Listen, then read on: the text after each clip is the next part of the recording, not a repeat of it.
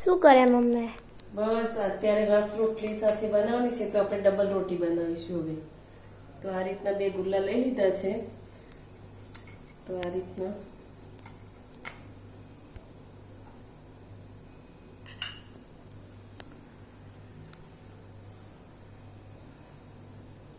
બીજી રોટી બની દેવાની છે. આ રીતના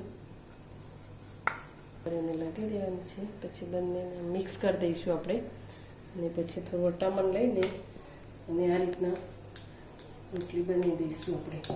આ રસ સાથે અત્યારે ડબલ રોટી ખાવાની તમને મજા આવે એટલા માટે એ રીતના બધી રોટલીઓ કરી દેવાની. ખુલ્લી ઠંડી પડે એટલે એને સામાન્ય વચ્ચેથી ઘી અંદર વચ્ચે લગાવી દેવાનું. આ રીતના ધીમે ધીમે એને ચડી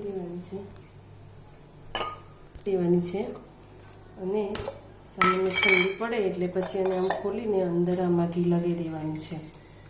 આ રીતના બધી રોટલી આપણે બની જવાની છે. આ છે એકદમ પડવાળી રોટી રસ સાથે ખાવા માટે.